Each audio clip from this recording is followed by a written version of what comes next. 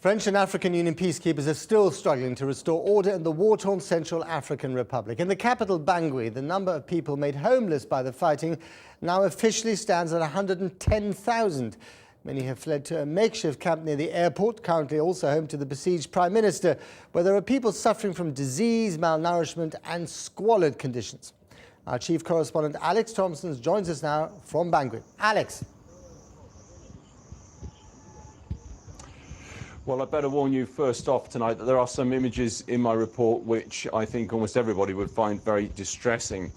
That said, there's something of a major row really broken out on the ground here between MSF, Médecins Sans Frontières, the lead aid agency here, and the United Nations, the former accusing the latter of a dereliction of duty, frankly not getting their act together. In particular, on one place, the airport here, where about 30,000 people have fled the fighting. Now, whatever the truth of the matter, I think all parties, all aid organisations are agreed that the response of the wider world to what is going on there has been nothing short of lamentable. We went back there today. This morning we came back to the airport. It's been like this now for more than 10 days, and it is getting worse. Come into the hangar, they said. Come now. We found 25-year-old mother of two, Prudence Sarasona, had just died of malaria. Her daughter, Loika, is 10 and now an orphan. Her father died 4 years ago of malaria.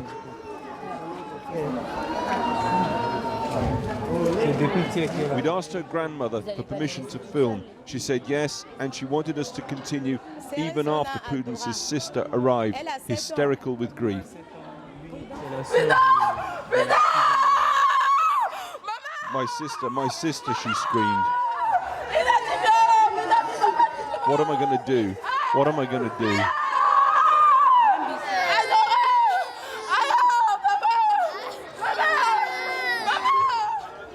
Outside, a woman approaches us.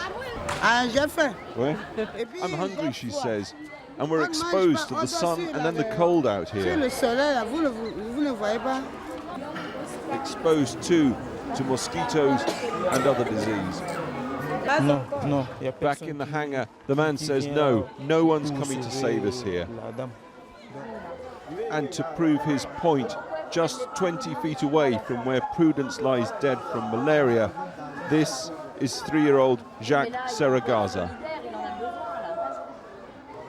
Suffering acute malnutrition, Jacques' mum is dead. His father appears to have given up. We photographed him and gave his exact location to UNICEF staff here.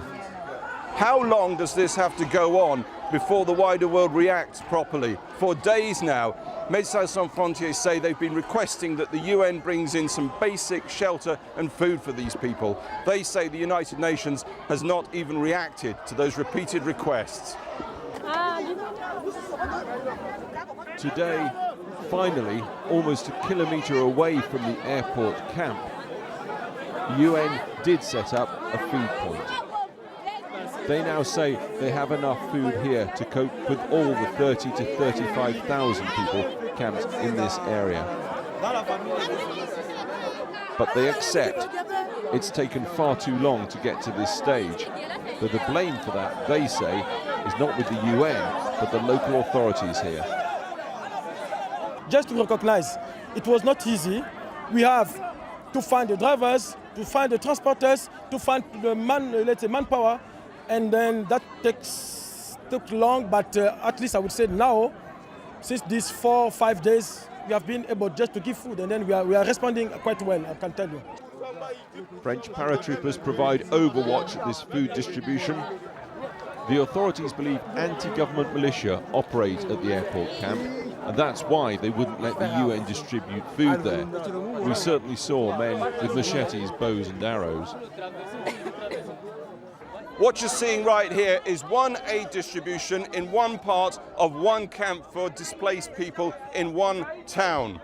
We knew before we came to this country that out there in the bush there are 400,000 displaced people.